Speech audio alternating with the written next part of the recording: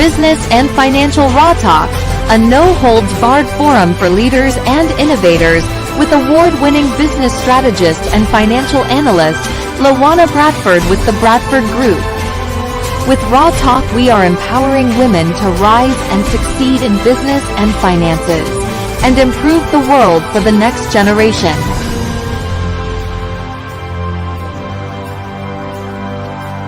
Get ready to get raw and real. Live each Tuesday at 6 p.m. Eastern on e360tv.com.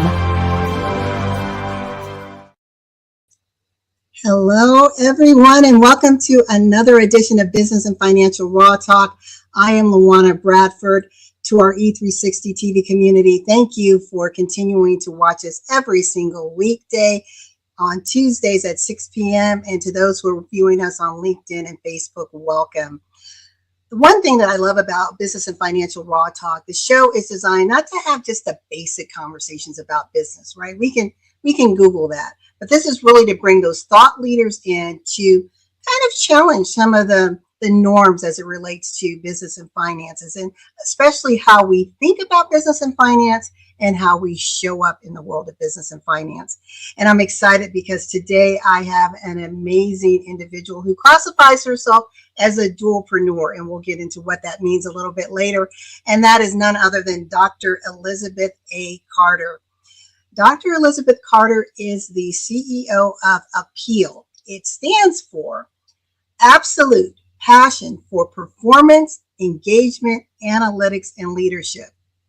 See, during her journey, she realized that women's voices were not heard, minority voices were not heard, and these two groups were not really represented at the table as they should.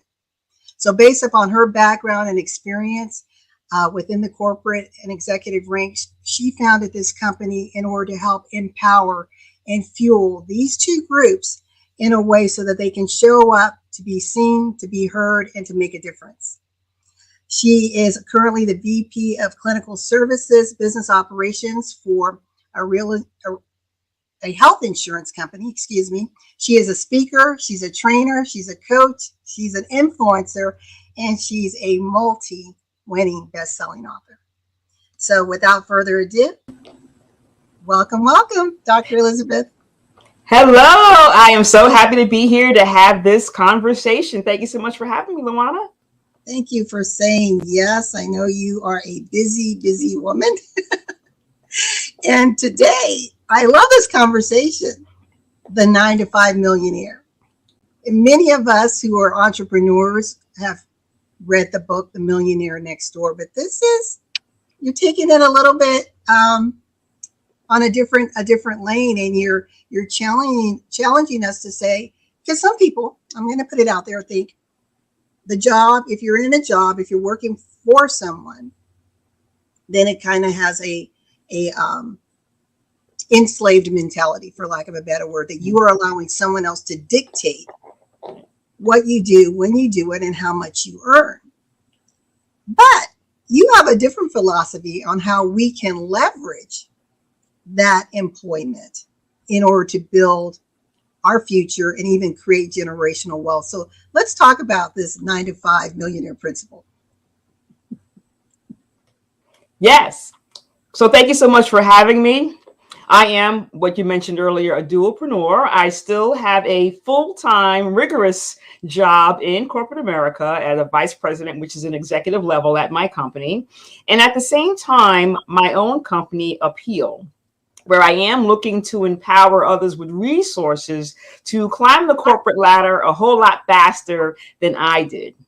And often we get frustrated because we're not getting the right feedback.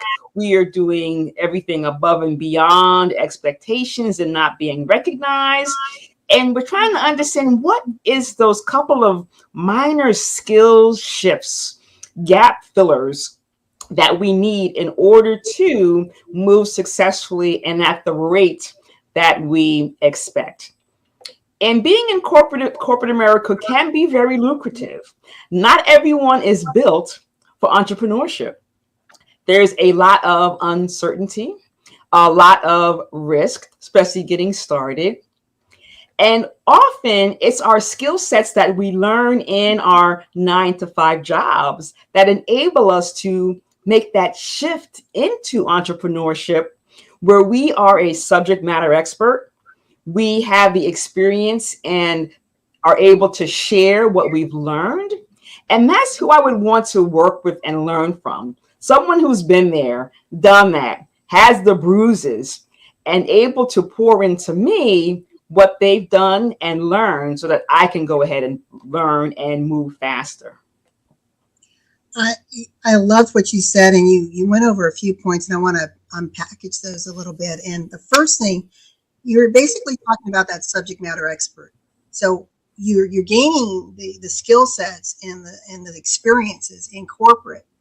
And should you choose to venture into the lanes of entrepreneurship, now you come with that proven expertise, right? You already have a track record. It's not like, okay, I'm starting this business from scratch, but I have no experience. All I have is perhaps education or some seminars that I've been to, but I really haven't had that deep dive muscle building experience that working in corporate gives you. And also, if you can talk a little bit about this, how corporate can be a resource to help you build authority, to have what you need to leverage in your own business that maybe you don't have currently the financial resources to go to a Harvard Business School, for example, or a leadership development class, or to pay a Salesforce marketing team to come on board and help you. So let's go into that. Yes, absolutely. And that really is the essence of my company, A.A.P.P.E.A.L. So performance, engagement, analytics, and leadership. And those are 4 aspects that someone needs to learn and understand, regardless of where they are, working in corporate or even in their own company. Because we first have to understand what are our goals, and inside an organization, what is the company goals that they are striving to do, and how do you participate? And that's the engagement piece. How does what you do enable the performance of the business? Same as an entrepreneur, what are you doing every single day to ensure your longevity of your business and your legacy? And one thing business owners seem to fail at is in knowing the numbers. They are not quite clear on their metrics. They're not quite clear on their expenses. They may know how they are generating revenue, but from a profitability standpoint, you need to know, here's your incoming revenue, here's all of your outgoing expenses, and realistically, the intent is to have a profit. And you can learn that inside the organization that you're working for as you watch that similar flow of the company's finances. And you're learning, how does a company generate revenue? What are some of the various revenue streams that they use? How are they managing their expenses? What are some areas that they have cut back in, areas they are growing in? And similarly, it's always trying to grow in marketing, because we need to continue to advertise to get our consumers. We have to maximize our technology.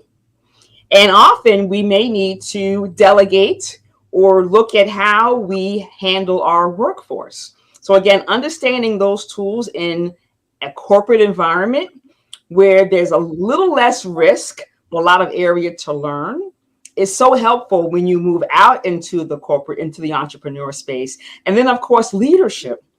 What are those aspects you need to know? 1, strategy, always.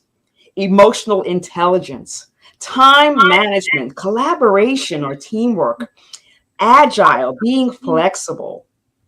Those are the leadership skills that we learn and hone in on in a corporate environment. Again, absolutely leverageable into an entrepreneurial environment. So I call the corporate environment the sandbox. You get to learn, grow as you hone in on what your secret sauce is, your expertise. You can then create that discipline and learn more. At the same time, you are elevating inside an organization based on the role you have. where you play, how innovative you are, your contribution. And that's always rewarded with annual salary increases, promotions. Depending on your company, there may be a supplemental bonus program and other ways in which we are rewarded for our work. And I always say that the corporate job can be we call it the secret investor or the silent investor to your business. Because as we mentioned earlier, when you start a business, you don't really know the inner workings. You have a passion, but you may not have the infrastructure, the systems, the tools, the resources, or the financial backing. You need to learn all that before you decide to make a full shift. And having a 9 to 5 corporate job is a great way to do that and learn. And also even leverage some of the skill sets you're learning inside your organization. I love this. This is so rich. So we're going to, I know everyone's thinking, oh my gosh, she said so much. I'm trying to capture all these notes. Rewind. No worries. We've got you. So what I'm excited about is you talked about several things from a leadership standpoint. So let's sit there for a minute. Time management, emotional intelligence, collaboration, agility, yes, and flexibility. And I want to talk about agility because the one thing that a strong leader knows is where they're going. They're very focused on that end goal. yes. During the pandemic, we saw so many small businesses were devastated. And we saw that many entrepreneurs were, I like to call, doing the pivoting shuffle. Mm-hmm. And there are times when pivoting makes sense. But if you're very clear on where you're going, right, then that's where the agility and the flexibility comes into play. You're not changing direction, but it may be the modality that you're using to get there shifts. So if you could speak to the entrepreneur, especially that solopreneur that sometimes runs around with the CLS syndrome, Chicken Little syndrome, in a state of panic when shifts happen. But when you are able to master an agile mindset, I think you allay a lot of the frustrations and stress that you place on yourself, and you look for the successes that are out there and follow the clues that are laid before you. Can you speak to that, Dr. Elizabeth? Sure. And back in 2016, when I was laid off from the current job I had due to downsizing, that was when I started my company, A.A.P.P.E.A.L. And it was exactly that moment that I said, all right, I'm going to go full force. I know I've got some great skill sets, don't have anything else, have no clients, no resources, no systems, no nothing. But I felt so strongly about my passion, I thought I could make it work, as many entrepreneurs do. But as I started my journey, I was finding that I knew a lot. I did not know a lot. And I found a coach. And she said to me, you know what? You may need to, which I did, go back into corporate where your strengths are to earn that salary to help you have money to learn. And it's not a bad thing. People feel as if they have to go back, and it's always temporary, go back to a full-time job. It's not that you failed your dream. It's just a matter of timing. And there is some more things that you need to learn. And by the way, you still need to feed your family and maintain your household. I see so many entrepreneurs would rather go bankrupt, live on the street, or move back home with their mama or grandmama than step back and put their ego to the side for a moment and go back and take on a regular job. But the challenge is go back with a purpose. Go back in with a role where you know you can leverage your time, your experience, and have a goal of what you're going to learn besides the financial money you'll receive. What else are you going to learn while you're there? And set a deadline. Say, hey, I'm going to do this for 3 years, get my debt back on track, learn these 4 or 5 things, do these 4 or 5 external components for my business, and then I'm ready to make the flip back. I think people don't have a game plan, and they let their ego make the best of them. without realizing that there's still some foundational things that may have been missing from their initial intent and timeline. I like what you're saying, and let's talk a little bit about those that choose to go back, or are a dualpreneur. Because the one thing that when you are a dualpreneur, or if you were trying to figure out if I even want to go into the entrepreneur lane, that does not make you less than, it does not make you weaker as a professional, as an influencer.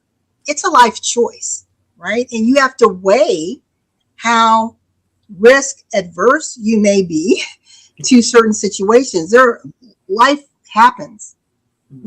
Women are finding themselves sandwiched between taking care of children and aging parents. You may be dealing with a health issue. Well, if you haven't paid attention to the market lately, if you're an entrepreneur and you're maxing your health insurance coverage, it's staggering for one person. So maybe you choose to go back because it takes off that headache, right? That concern. And like you said, you made a choice. You chose, I'm not going to live in my car. I'm not going to eat peanut butter and jelly every single day. I'm going to go back and have a strategy in order to maximize what I want to do in order to achieve my goal and my vision. And that's what you're doing with A.A.P.E.A.L. Let's talk a little bit about that.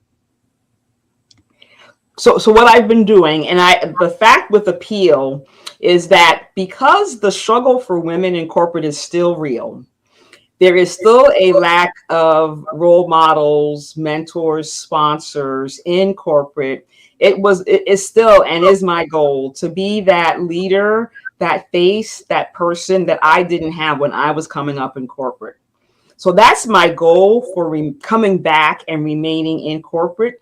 And because there's still a lot of changes in organizations. We are still living through some of the effects of the George Floyd tragedy.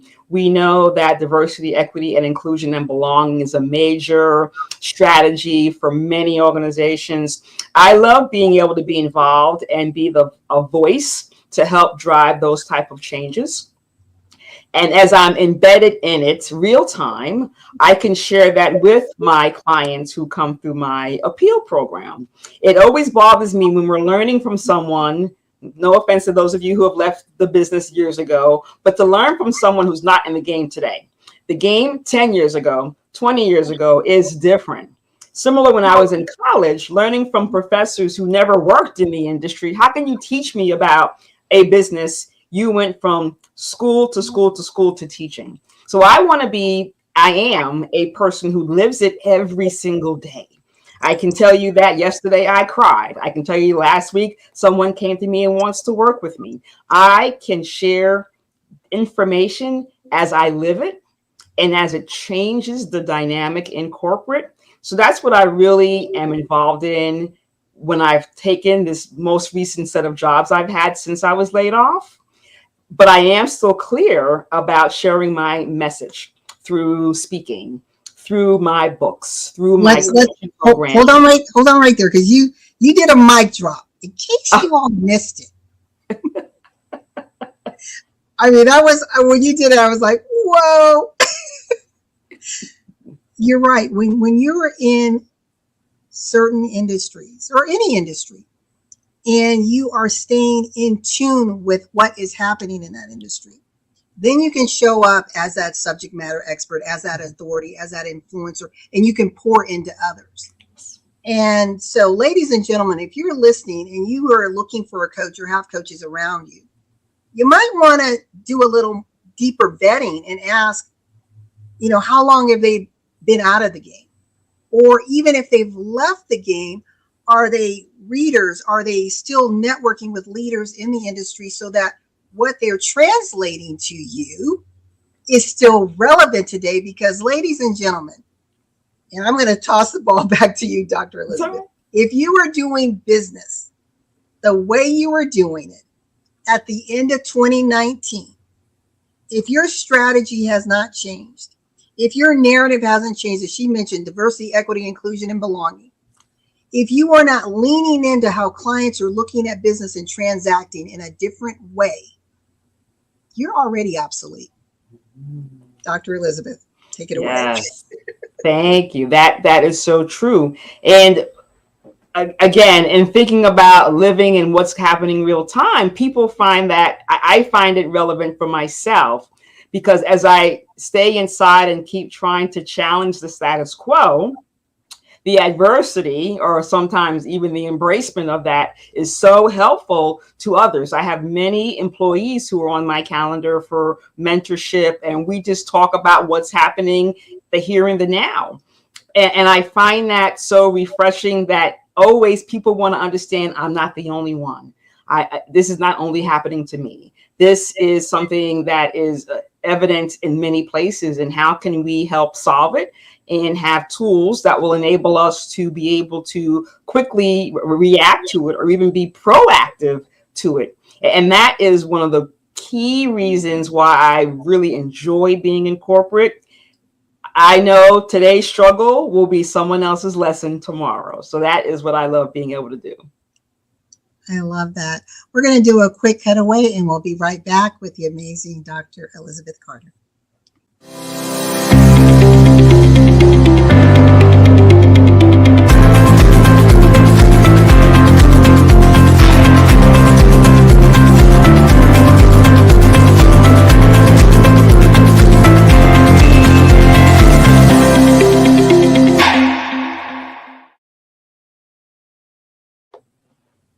Welcome back to the second half of Business and Financial Raw Talk. I am here with Dr. Elizabeth Carter, and we are talking about the 9-to-5 millionaire.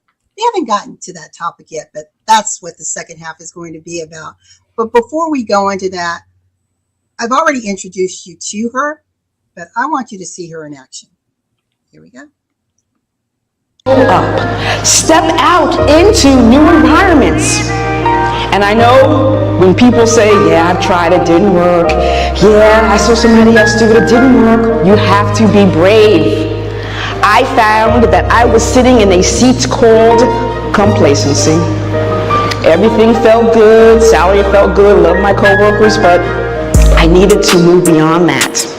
What's your why? What are you going to be doing differently? When you walk through that door anew, you want them to know who you are and what you stand for.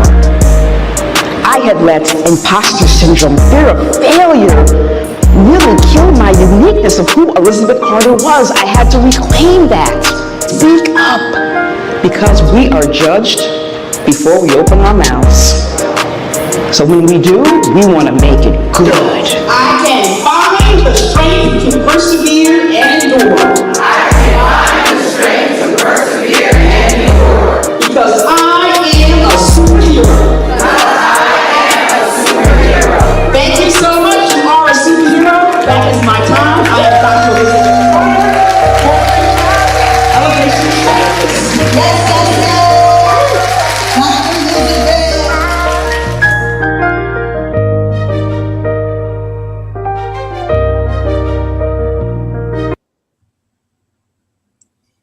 When you sent me that, I'm like, yes, sign me up. It was so powerful, and there were so many messages that you were speaking to in that short clip. And the one thing that you said, and this doesn't matter if you're in the corporate lane or you're an entrepreneur, and this month, ladies and gentlemen, is Black Business Owner Awareness Month. And Black businesses and businesses of color have different struggles simply because of the systems that we have to operate in. And you said in that clip, and that was one thing that really jumped out at me, you said, we are judged before we even open our mouths. So let's talk about that, and how can people show up in their truth, in their authentic selves, boldly and unapologetically, when you know that you're trying to navigate these systems of limitations. Yes, thank you so much for that. Yes, I have found that is the biggest challenge for people, and that actually shuts us down. We know that no matter what we say, whether we have great intentions, that it will be perceived sometimes differently than we had expected. And I have a little moniker around that, which says you have to speak and be profound. And profound stands for positively reflects our finest observations, uniqueness, intelligence, and determination. Now, we don't need to speak to hear our own voices. We know what it sounds like.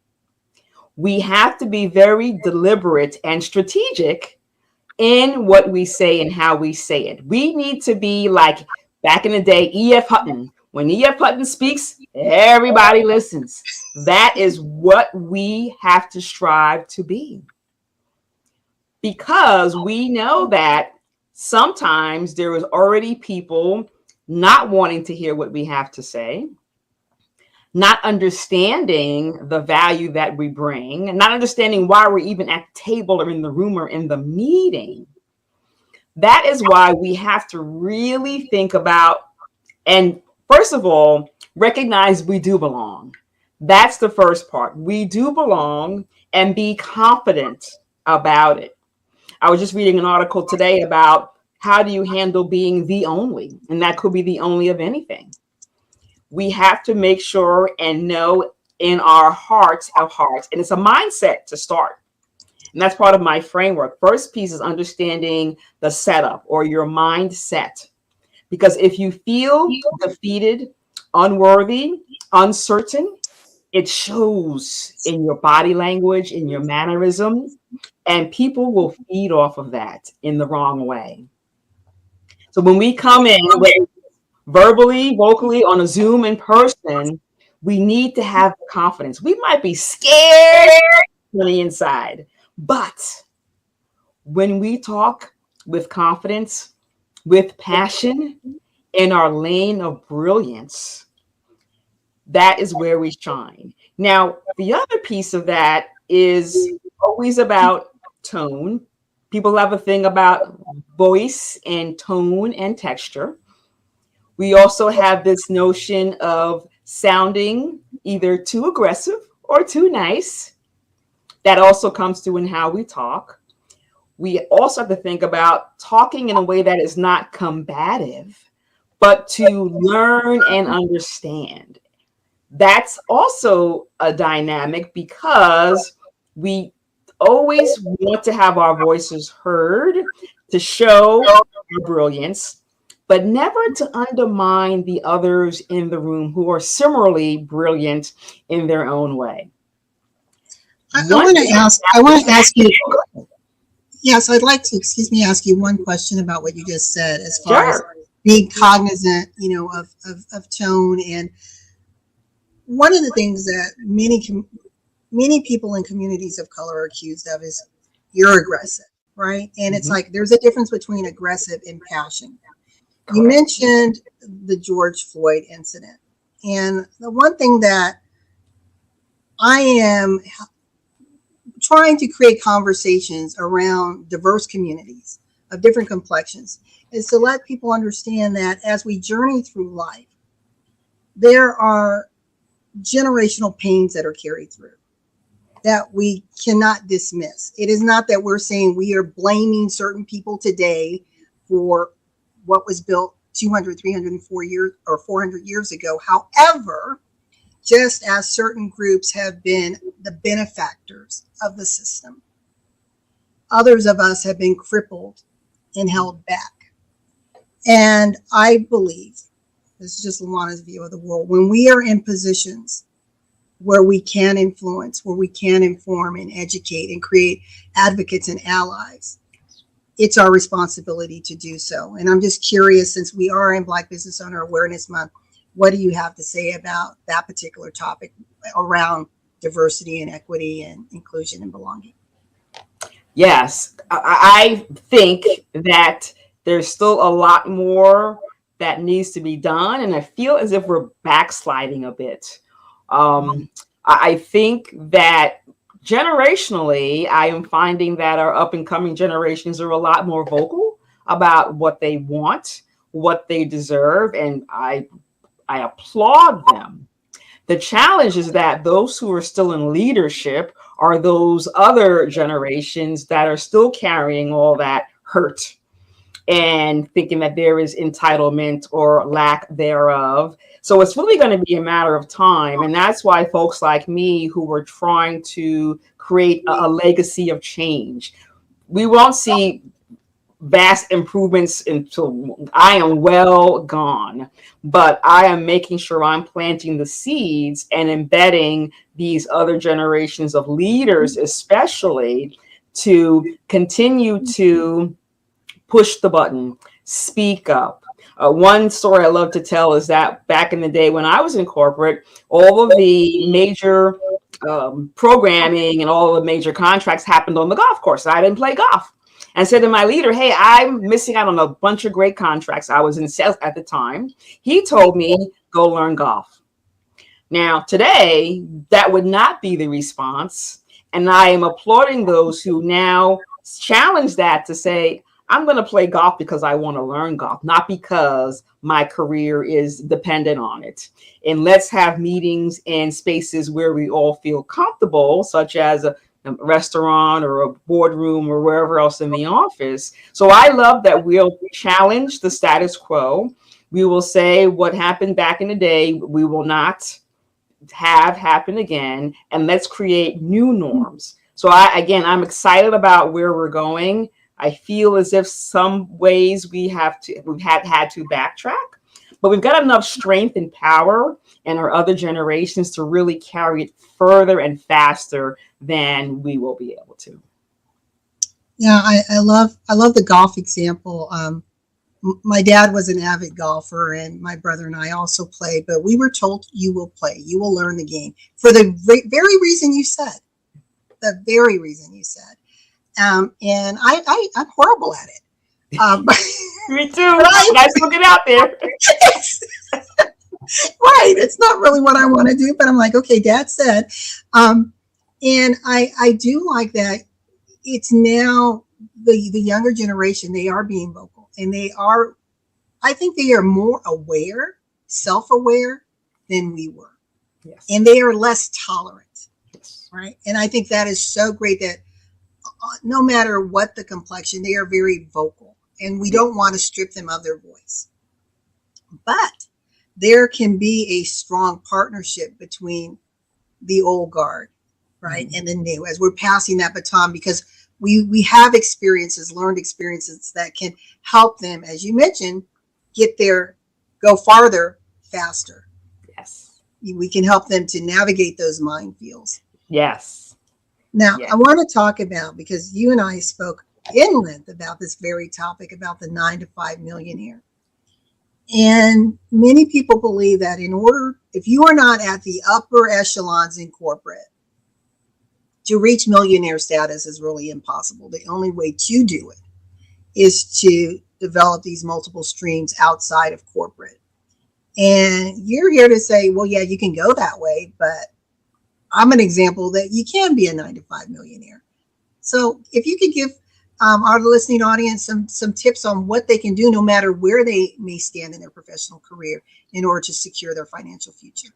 Right. Absolutely. And it really is always in investing. And secondly, always managing your expenses. What I learned early on was, especially when I was working in sales and wasn't making any sales, I did have to, again, ego had to step in. I had to go back and move in with my mother and regroup my career prior to moving into working in finance. And what I learned was that sometimes you have to be humble, go back to the beginning, and start to build your wealth. I always invested in the 401k plan with my job, and people tend to only want to contribute whatever the company is going to max. If they're only giving you 3%, I'm only going to put on 3%. But you need to invest more than that. And because it comes out before it hits your paycheck, you don't miss what you never had. So I always invested beyond the company match, but always took the company match, always. And every year when I got my increase, that incremental went also into my 401k. And over time, I would continually increase my contribution. Now, of course, moving up in the ranks, you have other components of your compensation. There's probably a bonus program. I worked for one company that also had this 3-year long-term incentive plan, which also gave me stock options. But I always made sure I had extra money to be able to invest on my own. I found that using my tax return, instead of buying something I really didn't need, I always did 2 things with my tax return. One, invested in some annuities and put some down on the principal on my mortgage, because real estate is the other way in which you accumulate wealth. You don't want to be debt poor in a beautiful home where when you sell, you're upside down. You want to be able to walk away with equity in your house to use that to buy the next house. I also found that when I left the company, I took my money with me, and I have an advisor who I say to him, here's my 401k bucket. Let's put it in something that's, a little less risky for my retirement, and let that just sit there and let it build. So I have several of those types of funds based on the various companies I work for. In addition to me taking my little tax returns, and again, that grows as your income grows, and investing that into different types of annuities. Then minimizing my debt. My dad always told us, as pertaining to buying a car, if you can't put down half, then you don't need that car. And I live by that, to say, I don't need to be driving something where my car payment is more than my mortgage.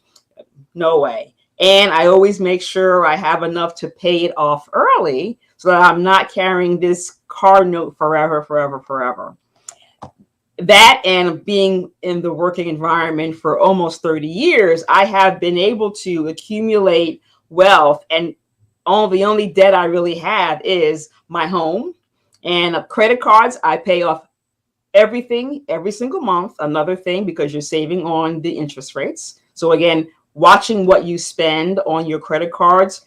And I will tell you, you may have family who want you to give them a credit card or put them on your credit card account. Don't do that. That happened to me, and they defaulted, and it was my credit got ruined. Another piece of advice, because we tend to want to help family, don't help them in that way. Just letting you know from personal experience.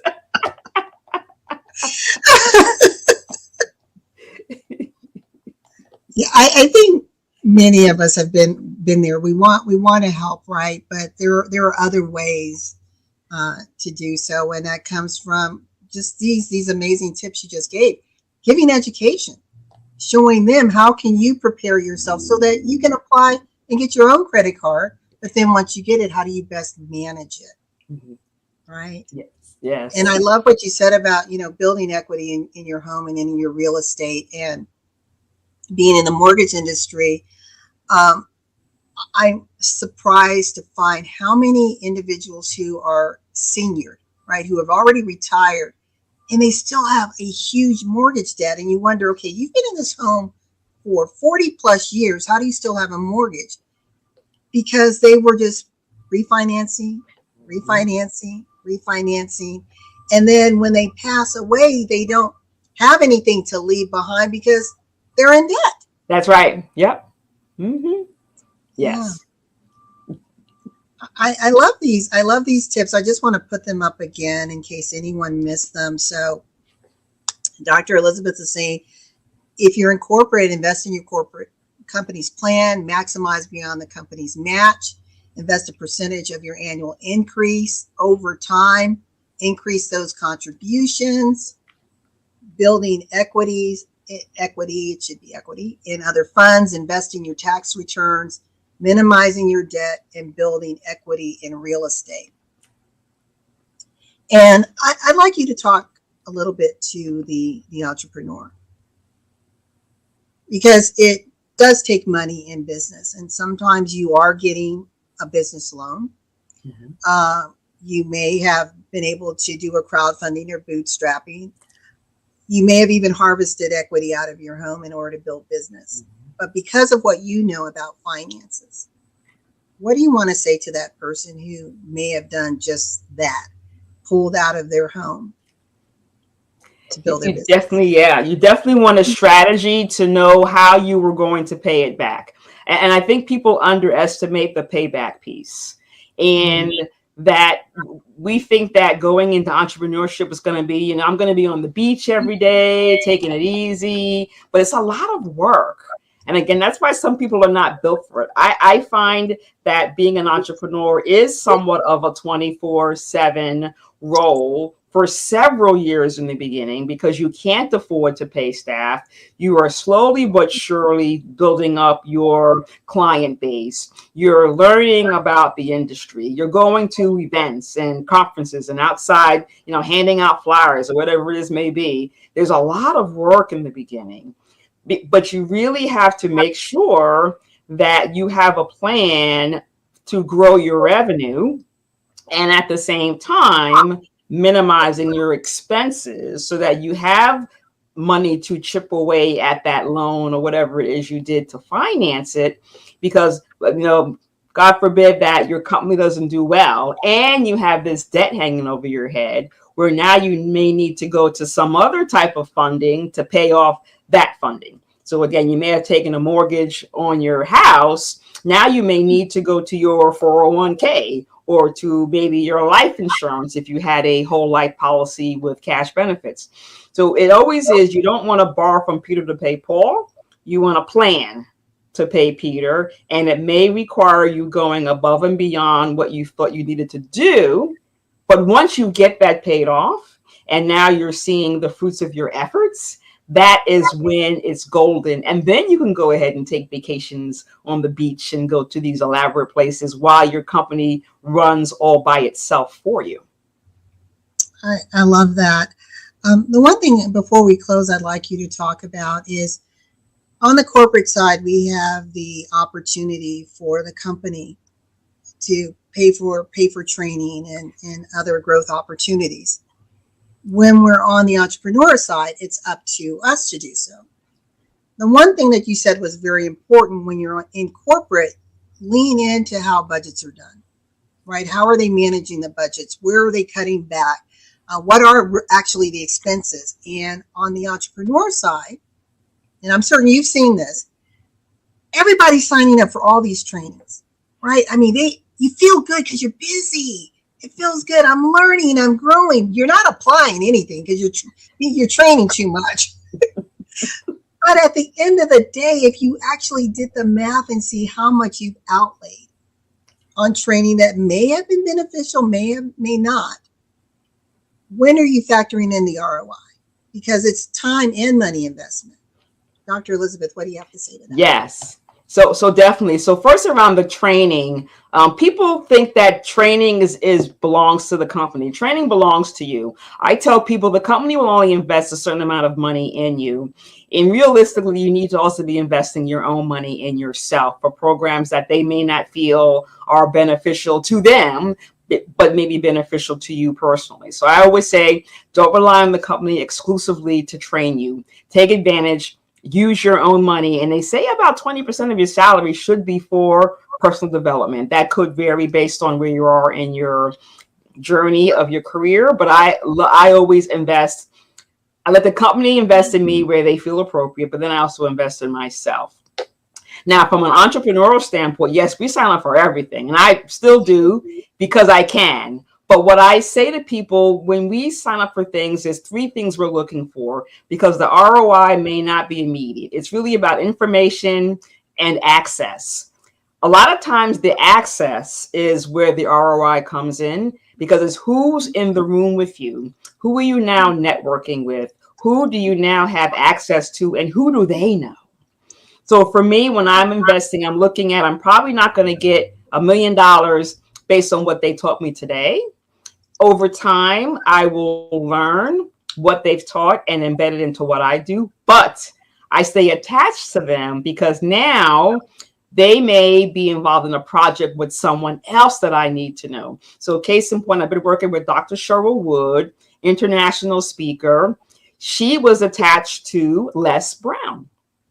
There was an opportunity that came up where she was attached to him, and he had an offering where you could get on his Facebook Live and have him write the foreword to your upcoming book. I took advantage of that, and my most recent book, Letters to My Corporate Sisters, Stories of Endurance, Elevation, and Encouragement, forward by Les Brown. So sometimes you are paying for all the time. You should be paying for not just information looking for the return today, but the future return and how much traction you will get from that. But don't waste your money on every single thing, because there's tons of things happening. I get emails all the time. I'm like, well, do I want to do that? Do I want to do that? It's only, and they say, well, it's only $19. But then it turns into $2,900, $29,000. So we want to be able to be conscious of what we're investing in, because there's always an upsell. Yes. So being conscious of that and knowing what the upsell is, are you ready? And similarly, what would be your ROI? And it may not necessarily be financial. It could be other aspects of your entrepreneur journey that you do need to keep your business moving. I so agree. And being mindful to not get hooked in the upsell. If it's all about timing and opportunity. So it may be a great opportunity, but not the right time. And there's two examples that I have. One of my business partners, she had gone through the year and was doing her taxes, but not paying attention to all the training she had paid for. And she had spent close to $12,000 in training, and her jaw dropped. And I said, okay, it's all right. If this was value added, it's okay. And I said, how much of that did you actually implement? She said, really not much. So that's the other thing is, as you said, you're looking at what type of information am I going to get? Am I going to apply it? And then the access. Sometimes it is worth getting making those connections. Recent example happened to me 2 months ago. I attended this online event, and I'm going to leave the speaker's name off of it. Major influencer on the world stage. It was a great free event. Well, the upsell was, for those of you who want to meet with me one-on-one and we'll get your questions answered, you could do so. So I paid my couple $100 so that after the session, we could have the private session with this individual. Well, we were supposed to have an hour of Q&A. This person spent 30 minutes basically recapping what they had already told us. And then at the last 30 minutes, where they only took a handful of questions, but each question they took, they weren't trying to get through all the questions. They were taking a long time. And so I put in the chat, I said, hello, I paid X amount. I have got a question. I only have one question. And I actually attended the event because I had one question. That's it. I just wanted one piece of information from this individual. I was told, oh, I'm sorry, but we're about to wrap up. She's got about 5 more minutes. However, at the main event, the in-person event, you'll get your question answered. So make sure you register for that. And I thought, I'm not going to register for that. I have one question. So you mean I'm going to register for an event, pay several hundreds of dollars, more, pay for an airplane ticket to get there, my room, my food, for one question? I'm like, you're big, but in the right time, it'll come back around, and the right person will be there to answer my question. So, so you have to be careful, because there are some bait and switchers out there. Right. Yes.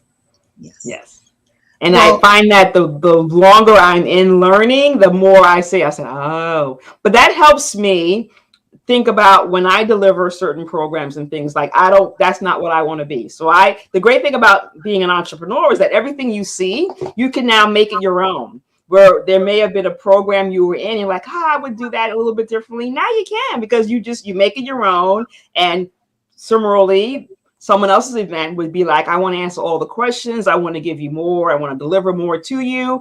And that's the great part about being an entrepreneur. You're creating the experience that you want for others. Exactly. Well, we are almost out of time. And Dr. Carter, I want to give you about 2 to 3 minutes to share any key nuggets that you want with the listening audience, and also let them know how they can contact you. Wonderful. Well, I thank you so much for the time today talking about the 9 to 5 millionaire. Again, if you think about what you do, how you're saving your money, how you're making your money, where you are investing your money, you truly can be that. But I also applaud entrepreneurs who are similarly working to do the same thing. We are all working to create legacy for the next generation, leaving and creating generational wealth. So I applaud everyone to play in their lane of passion. I have a framework and I love my little phraseology of elevate your value. I love to advance people to the next tier in their life, whether they're in the corporate sector or the entrepreneur sector. As we talked early on, the tools and the skill sets are the same. What I love to be able to do is empower individuals to really get over the fact that they may be unclear, unsure, deflated ego about what they've been doing forever. My story is I was killing myself working in corporate, and my reward was being laid off. And that was so demoralizing to me because we knew growing up, hard work was always rewarded, go above and beyond. Raise your hand for anything extra above and beyond going on. And I did all that. And I was devastated that I was not recognized in the way that I should have been. And that has fueled me to let others understand how to be more in control of their own career. Don't be so dependent on the company. When you saw that video, I was wearing a t-shirt that had a C on it. And I said C in the beginning meant company, because I was living for the company, not for myself. I had to take back my life because the C needed to stand for Carter, who I am. And that's the takeaway pertaining to we need to take control of our lives no matter what we're doing, because it's up to us to make it work and up to us to recover when it doesn't work. And I have a framework called the YUPS. And the first piece is set up. It's about shifting your mindset to be ready for whatever the next is. And that may be scary. But you have to step out of your comfort zone to see the growth. The second part of that is show up, meaning you need to start to move in places that you haven't been before. Don't be so afraid to be the only one in the room. Don't be afraid to network in new environments. Ensure that you stay relevant and know what's going on in your industry so that you can add value and be conversational to clients as to where they are struggling and how you can help them. And the third piece is step up. And that is the confidence. Knowing that you are a subject matter expert. What you say is profound. People want you on their team, in their projects. They want to learn from you. And I love talking to people about those aspects. And there is so much embodied in those components. I do individual coaching, group coaching. I love coming into organizations and speaking, talking to employees about what they could be doing differently, how to be empowered to understand how to move their own career, and also enjoy working with people and having them share their voice. I have a summit called Elevate Your Value Summit, where I have individuals, and it's virtually, share their story, because we need to talk about what has happened to us so that everyone else, that person struggling, that person who's in that same situation today, has tools to recover, get back up, and get back up stronger and keep moving the path that God created for them. And I also enjoy empowering people to share their story in a written form. And I mentioned earlier my anthology, Letters to My Corporate Sisters, Stories of Endurance, Elevation, and Encouragement. Myself and 10 other women. This is the inaugural volume. Volume 2, I am working on securing co-authors right now to come out in March 2024, because we need to read the stories of others. We think we live in isolation in our situations. We do not. Women have been brave to tell you what they went through, as painful as it was.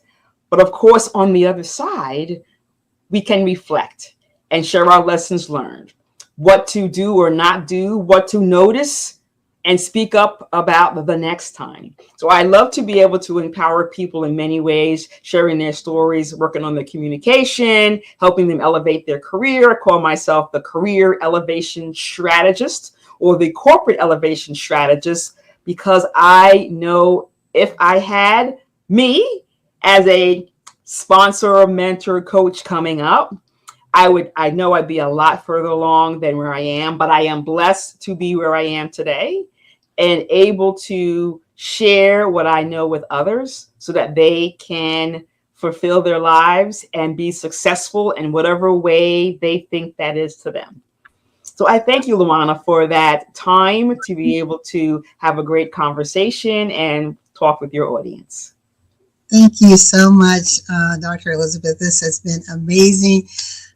To our listening audience, you have heard it here. Several mic drops from Dr. Elizabeth Carter, a dualpreneur. She's speaking from both lanes of experience, and I encourage you, her contact information is below. If you just want to have a conversation to get to know how is she doing it, or if you're in the corporate side having dreams and aspirations about being an entrepreneur, how did she navigate that? How is she still navigating that in an ethical way, right? Because when we're on the corporate side, there's the ethics component that we have to talk about and deal with, but that's another discussion. But she is definitely a woman on the rise, someone to know. I am delighted that our paths crossed. And to our Black and brown brothers and sisters out there, continue to rise up, celebrate one another, celebrate our voices, network, encourage. I mean, we've got amazing resources among us. Now let's go and then network with others in other communities. We can change the world. We really can. So, Dr. Elizabeth, again, thank you so very much for joining me on another edition of Business and Financial Raw Talk. And to our listening audience, we will see you next week at Tuesday at 6 p.m. And remember always, in life and in business, when your vision intersects with opportunity, success is inevitable. We'll see you next week. Thanks again.